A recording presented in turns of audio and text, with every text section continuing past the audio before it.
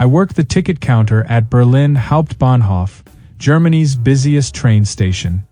Last month, an American walked past our clearly marked queue, 20 people deep, perfectly organized, and came straight to my window. When I pointed to the line, he said, "I just have a quick question." I told him everyone had questions. That's why there's a queue. He stared at me like I'd spoken Mandarin. "But I'm only asking one thing. It'll take 10 seconds. I gestured to the line again. He didn't move. This is ridiculous. In America, we help customers efficiently.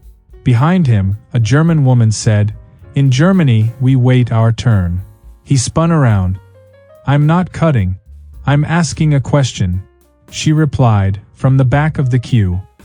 He threw his hands up, muttered something about German efficiency being a myth, and stomped to the end of the line. When he finally reached my window 30 minutes later, his question was, "Which platform for Munich?" I pointed to the departure board above his head. He'd waited half an hour to ask something answered by a screen he'd walked past 6 times. A Japanese exchange student working at Frankfurt Airport watched an American bypass the customs queue by ducking under the rope barrier. When security stopped him, he said, "I have global entry." They told him this was Germany, not America. He insisted global entry was international. They explained he still needed to queue. He said, "Then what's the point of global entry?" Nobody had an answer that satisfied him. "I manage a bakery in Munich. We have a number ticket system. You take a ticket, wait for your number, then order. It's displayed on a screen. Simple." An American walked in, ignored the ticket dispenser, and approached the counter while we served number 47. He was holding nothing. I asked for his ticket. He said he didn't need one because he knew what he wanted. I explained everyone needs a ticket. He said, "That's inefficient. I'm ready to order right now." I told him to take a ticket and wait. He grabbed one, number 63, looked at the screen showing 47, and said, "This system is broken." I asked why.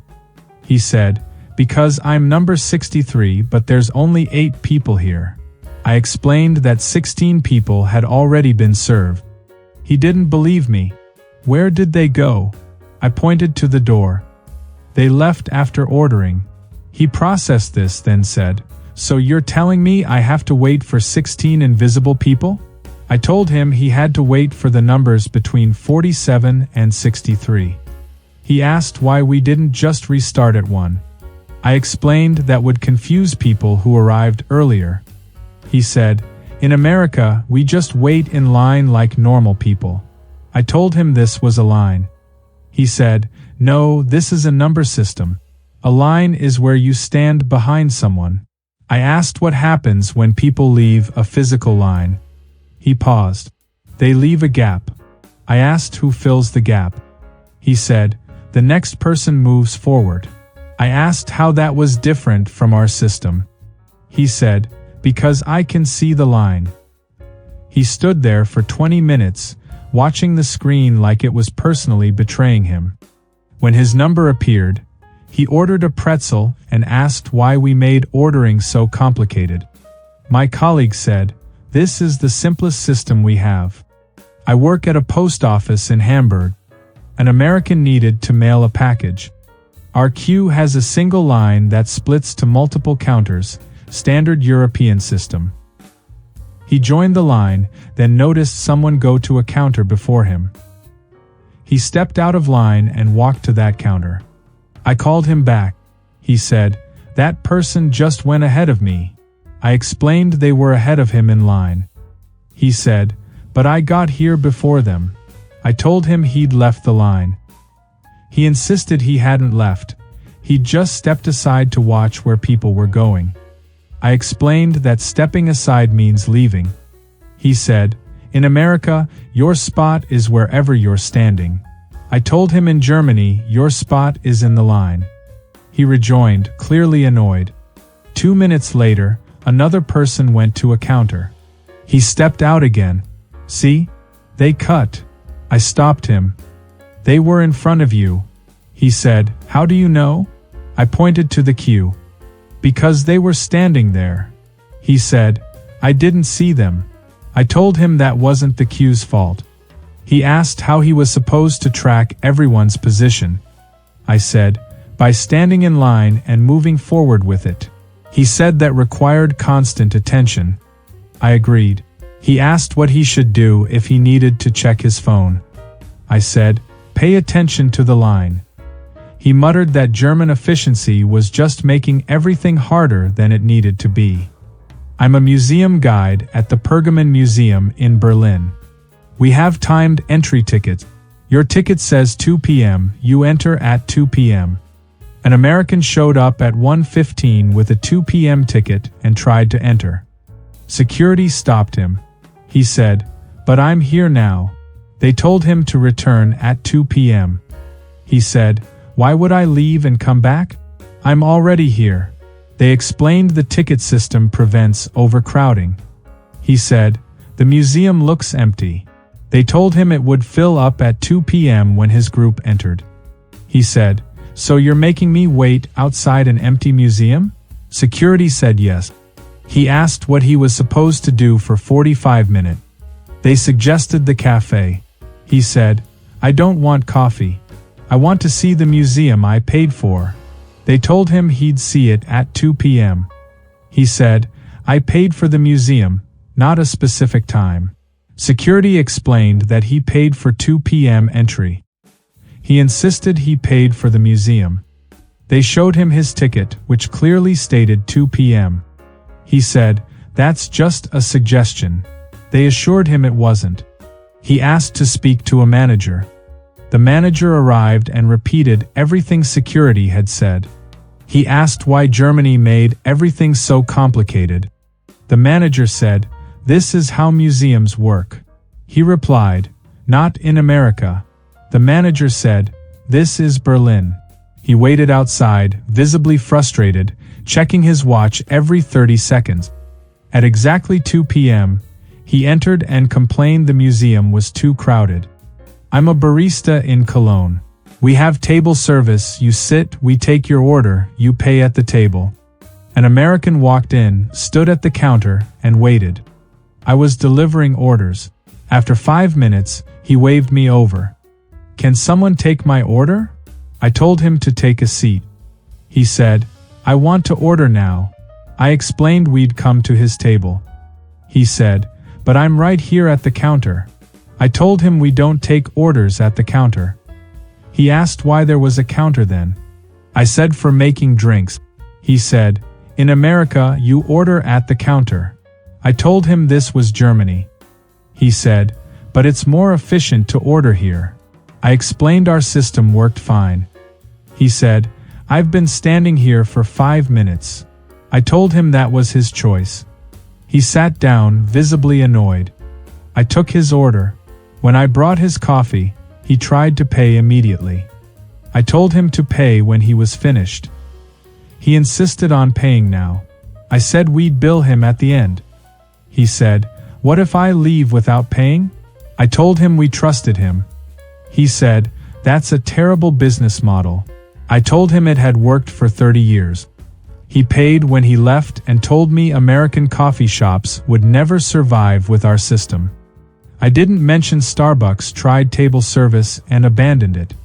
I work passenger services for Deutsche Bahn. An American missed his train and demanded a refund. I explained German train tickets are time-specific. He said, "I paid for Frankfurt." I told him he paid for the 3:17 train to Frankfurt. He said, "Same thing." I explained it wasn't. He said he'd buy tickets in America all the time and could use them whenever. I told him those were different tickets. He said, "A ticket is a ticket." I showed him his ticket, which stated the train time. He said, "That's just a recommendation." I assured him it wasn't. He said, "Then how was I supposed to know?"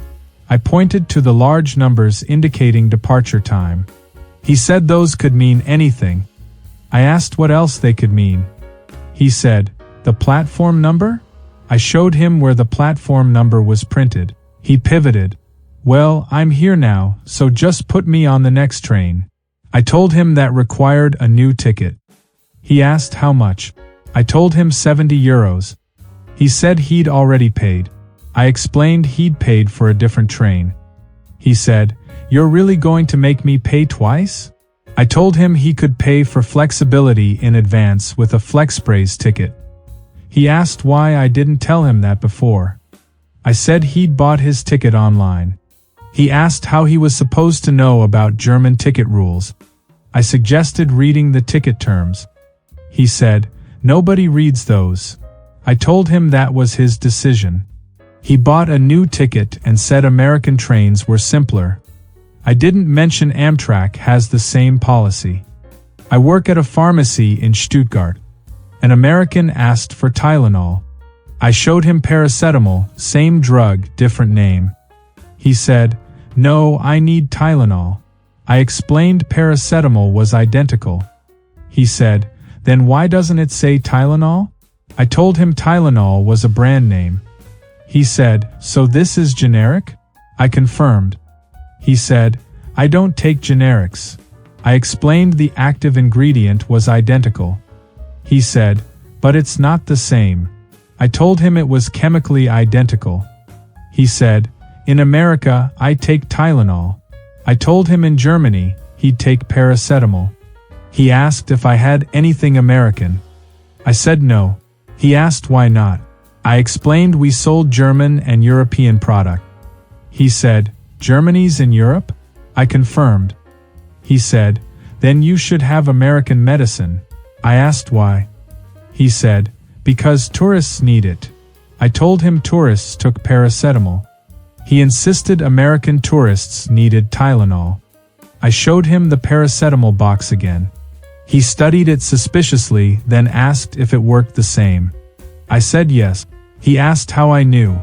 I said because it was the same drug.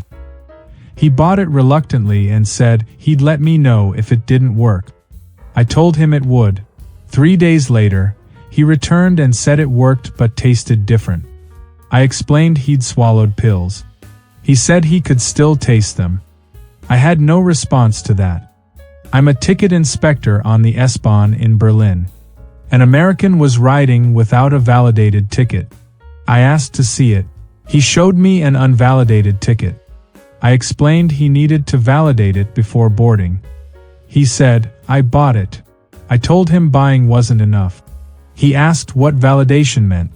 I explained he had to stamp it in the machine on the platform. He said, "Nobody told me that." I pointed to the signs in 4 languages, including English. He said he didn't see them. I told him the fine was 60 euros. He said, "For what?" I said for riding without a valid ticket. He said he had a ticket. I explained it wasn't validated. He said, "That's a technicality." I told him it was the system. He said, "In America, you buy a ticket and get on." I told him in Germany you validate first. He said, "This is a scam." I told him it was posted everywhere. He said the system was designed to trick tourists. I explained millions of Germans used it daily without issue. He said, "Because they grew up with it." I asked if he'd read any information about Berlin public transport before visiting. He said, "I shouldn't have to research how to ride a train." I told him that's exactly what tourists do. He paid the fine and said Germany had the worst public transport system he'd ever seen. I didn't mention he'd been riding one of the world's most efficient metro systems. He just hadn't validated his ticket. Germans don't queue because we're naturally orderly. We queue because it's a system, and systems work when everyone follows them. Americans struggle not because they're incapable, but because they're conditioned to interpret rules as suggestions. In Germany, the queue isn't a line of people, it's a social contract. You break it, everyone notices. Next time, we'll talk about Americans trying to return items in France. That's where it gets really interesting.